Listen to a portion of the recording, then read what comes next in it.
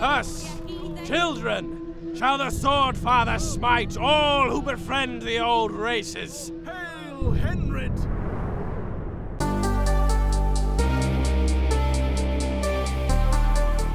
Hello Reformers and welcome to the Bard's Tale 4. Now I played a previous version of the Bard's Tale 4 and we are now in the release version basically. It is coming out tomorrow and you can check out the store page through the link in the description, and we're going to be speaking to Rabbi. Oh, that's a bad business. And no mistake. I don't understand. What did they do? What was their crime? Their crime? Existing was their crime. The Fatherites don't like our kind. Come on, before those paladins give us a second glance. I'll give them a second glance. And maybe a... Oh, here now. Save it. You'll only get yourself killed. And we need you. You're gonna save Skara Brae. There were more folk killed last night. Some great beast, they said. And again, they blame us for it. What I just saw at Henrid's hanging tree was the last straw. We have to... Do you hear that? The Song of the Maiden. What does it foretell this time? Arrest the heretics! Burn this den of evil to the ground! This way, hero! Hurry! And so we enter character creation. We're not going to be keeping Melody, unfortunately. We're going to go and create our very own character here to journey through the Bard's Tale 4. And hopefully it's going to be something that will actually be good, because I am profoundly very bad at creating characters. It doesn't really matter which game I'm playing. I just tend to make the worst character ever. Anyway, let's do this. Bard, practitioner, that's a wizard, fighter, is more of a warrior, and rogue, of course, has a bow. So, I guess, considering this is called the Bard's Tale, we're going to be playing as a bard. And we're going to go for a different culture. I don't exactly know which one to go for. They all have different cultural passives. I suppose we will go for... immune to poison, fire, and bleeding. Why not? Let's do that. Now we can choose our portrait. Whichever one we want to go for. I don't exactly know which one is good. I guess we'll go with this, and we'll go with Cynical Male, because why not? And his name's going to be Ograf. His name will be Ograf. That is literally what we're going to go for right there. We have 3 skill points, and it might make sense for us to spec into something nice. So what are we going to spec into? Well, we can spec into this. Target foes are shrunk, reducing their strength by 50% for 1 turn. That's actually pretty nice, because that means that we will take much less damage. Bear in mind, this is all music. There are various other menus as well, like for example, attack, defense, and brewing. Now, I don't exactly know which one is the most useful for us. I think they probably are all useful. Should we go for more intelligence? No. Grant 1 spell point? No. Enemy who strikes you and nearby protected allies with a melee attack takes 2 physical and is set on fire. Let's do that. That sounds like a fun thing, doesn't it? I think that's cool. And maybe we want to take something else. Maybe some strength? No. I think we'll probably just go with... something like this. I think that's channel. I'm not a big fan of the channel abilities. That basically means that you need to channel for 1 turn, and then you unleash the ability on the next turn. So maybe we don't want to do that. Let's go for some light armor. I think that'd be kind of nice to use some light armor, and we can then learn science or battle brewer, and we can get elven wine, gain spell points, and 4 stacks of drunk. Okay, let's do that. Why not? There we go. Alright, so I'm pretty good with this. We're immune to all that sort of wonderful stuff. I mean, technically alcohol is poison, so if we're immune to that, that's great. Now, we're probably not going to be, but you get my meaning. Anyway, there you go. Finalize it and finish.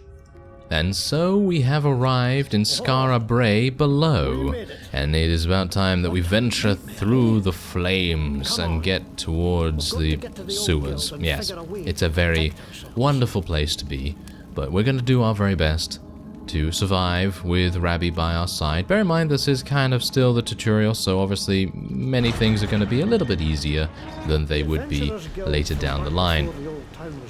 But I gotta say that I very much appreciate the aesthetic in the game. I mean, you can already see the bubbling water here and the various other particle effects that are going on. And hopefully we'll be able to pick up as many things as we can for crafting. And, hello, some mushrooms. Eat mushrooms for free. The entire party regains 1 constitution. That's actually a very nice thing indeed. And bear in mind, obviously, because this is an RPG, it is a good idea to take a look around. And obviously, you know, you're gonna miss a couple of things. I'm gonna definitely miss a couple of things. But that's exactly the reason why you may want to replay the game anyway. Because maybe you didn't get all the secrets the first time around, or maybe you want to play as a different class, or whatever the case may be. And that's the greatest thing about RPGs, and this is a very true RPG in that sense. So, let's save. There we go. No matter what befalls, you'll come right back to here. And we can now push the stone out of our path and move on. There is an enemy over there. I wonder whether I can... I can't go through that door just yet. Bide a moment. Don't think these are any friends of ours. No, they certainly are not. They're up to mischief. We'll have to fight them, I fear. Alright, let's do it. Let us attack them. Yeah, and we got first strike as well, which means we get the first turn in battle, which is very important. Alright, so what we can do here is we can chop. We can use chug, which is a free ability, so we don't actually need to use action points. Gain spell points by drinking a magical booze from your inventory. Chugging also grants the drunk status effect. And yeah, I guess we're going to do that actually, because we need that. So let's do it. 2 spell points, very nice. Now we have the ability to use this stance. Any enemy who strikes you and nearby protected allies with a melee attack takes 3 physical damage. We're going to do that. There we go, and let's also chop this guy. Actually, that's going to kill him, so hopefully the other thing will do reasonably well. Bear in mind, you can control both characters, and I think this is actually a victory straight off. I didn't even need to use that other ability. And look at how smug our character looks. Look at how smug he looks. He's very, very pleased that we were able to beat the first enemies. I mean, let's face it. I'm kind of pleased as well. Anyway, and that is a cutthroat dragon's bile bomb. Yes, we're going to need that over here. Those rogues were carrying something to burn down these boards. And open up the barricade. Thank you very much. And there's a whole bunch of things off the beaten path as well, so I'd highly recommend, if you're going to play the game, to look around and make sure that you're not missing anything too useful, like for example this chest. As you can see, we're getting a weathered leather tunic. It requires training in leather armor. Can I wear this? I'm thinking I can't. Can I? Oh, I might actually be able to. Oh. I can. I actually can. I'm actually really surprised about that, because I thought to myself that I'd maybe need points in reinforced leather, but thankfully that is not the case. So I am now equipped with some better armor, and I'm gonna need it. Ooh. Yeah, there's a whole bunch of guards over there. We certainly don't want to go that way, but instead we'll go this way and try and get the drop on them. Yes, first strike. Alright, so we're actually in battle with 4 enemies right now, which is kind of worrying to me, but we're gonna chug. We're gonna do the chug. I need a drink. And we're gonna use the Kale's Rudiment once again, and we're gonna try and slash. There we go. We're gonna try and just reduce damage done as much as possible. Bear in mind that you can move through the grid here as well, so if you want to, you can select move, and then you can move to the right, and you can move to the left, and so on and so forth, because everything is positional. in this game. So everything that the enemies are going to do, that's also positional, and you want to make sure that you don't get hit needlessly and all that wonderful stuff. So I'm going to try and kill this. And I'd like to be able to kill this as well. There we go. And then the last enemy only has 3 HP, so if they decide to attack, they're going to die.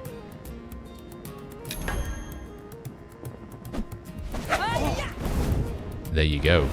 Victory. And we did take a little bit of damage right there, which I'm not a big fan of, but I think we can probably heal ourselves. Let's see to our wounds.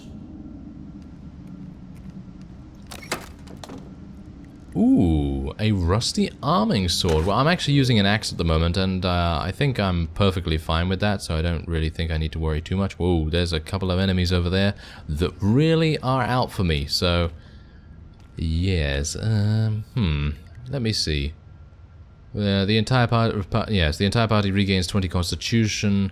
There's a whole bunch of different methods that enable you to restore your HP. Rotted food, well, that's not very good, but it can be used in crafting, so I guess that's decent. Regains 1 constitution, yeah, so I actually do have, at the moment, 8 out of 11 constitution, which is basically my health.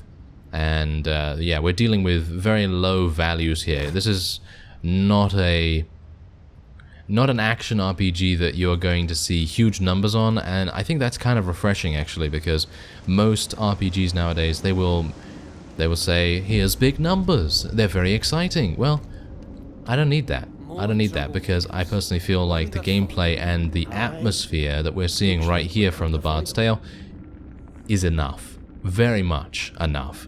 And it's just going to get better as time goes on. I hope that I'm not going to get overwhelmed here. I'm a bit worried.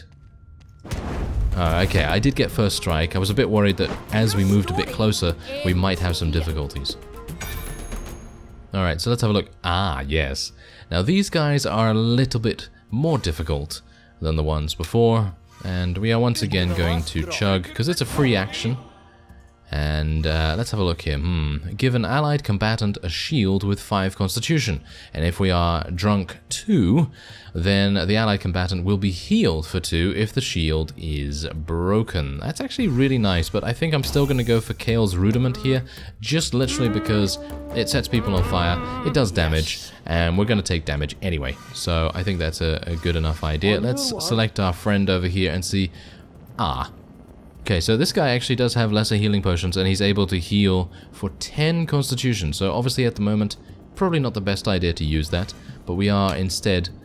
Ah, no targets in range. Isn't that unfortunate? So what I'm going to have to do is I'm going to have to move to the side. At least this is a decent enough demonstration of the movement system now. And we're going to attack this guy. And I think I'm probably just going to eliminate him in general. You know what I should have done? I should have eliminated the one on the left first, because I didn't really want my own character to die, or at least take more damage. But I suppose we do have a little bit of food that we can use to heal ourselves anyway. Did that not set them on fire? Why didn't that set them on fire? Well, that's kind of unfortunate. Cancels your Kale's Rudiment stance. Any enemy who strikes you with a melee attack takes 3 physical. Did not take 3 physical. Why not? I have no idea. But I suppose it doesn't matter too much, because we are going to continue hitting. On your word. And let's move over here. Let me just... Can I actually chop from there? Yeah, I can. That's great. There's 4 damage. Now, if this person had taken damage from my stance, then we would already be victorious. But apparently that was not happening. Maybe they used a ranged attack of some kind. Yeah, look at the range. Wow. And the damage. The damage is absolutely crazy. Okay, so we're going to actually heal now. There we go. Back to full HP. Very nice. And we can now move ourselves over here. I wonder whether we can actually reach. No, no targets in range. No targets in range. Okay, so I'm going to have to do this the old-fashioned way with my own character. And go slashy slashy. Or shall we say choppy choppy. And there we go. Nice. Another victory. But that was a much more difficult one. And you can start to see the various possibilities with combos and things like that. That's the chest that I've already opened. Okay, absolutely fine. And I think this is a save stone. Better safe than sorry. Yeah, I'm gonna buy into this. You can consume save stones if you so desire for maybe a little bit of a bonus. Let them scatter. Now we shall have to drag them out again. The people must see what a danger these outcasts are. Find them. We're the danger? Find them. Who set fire to the guild? And who keeps hanging innocent folk? Well, we have no idea, but I suppose we're gonna find out. More paladins. Oh, edge left and stick to the shadows. All right, I'm gonna do that. This'll be fun. Is that guy actually wanting to fight us? He's a... Yeah, no. He's a level 48. I guess he's a level 48. He has a huge amount of power at the very least, and certainly not something I'm willing to deal with, so let's try and sneak on by here. There's a chest. Gonna take the chance at taking it. What is this? A staff. Ah, that's for the practitioner class. And we do have something else over here. Beware, adventurers are not your friends. Only the temple has the authority to hunt abominations and arrest evildoers. Vigilantism will not be tolerated. Report any unauthorized hunting to the temple. But what is this? This is a boss type thing. I guess we're gonna fight it. I saved back there, so even if I do get killed here, I don't mind so much. 29 HP. Maybe this was a mistake. We'll see. Right, so... allied combatant with a shield. I don't exactly know how much damage this is gonna do, so I guess we're going to give ourselves a shield.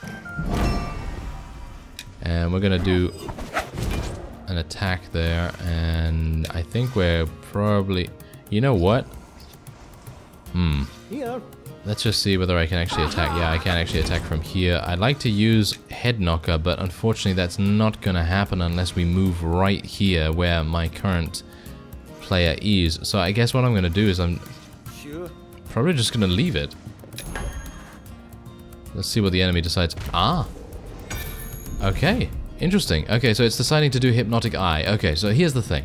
This is exactly the reason why I really enjoy the grid-based combat, because you can see here what the guy is trying to do, you know. He's trying to attack me from this area here, and I'm just going to move to the side, and that's exactly what we can do to try and prevent damage taken. And we also do have the opportunity to stop him. Oh, no, I actually thought that we had the opportunity to stop him from casting, but unfortunately that's not the case. Anyway, let's just continue to go choppy on him.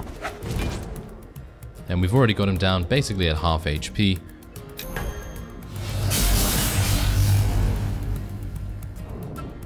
Yeah, now obviously that did give us a pretty nice opportunity to attack him as much as we wanted to, but obviously, yeah, he didn't actually attack my main character while he had his shield up, which is not great, let's face it.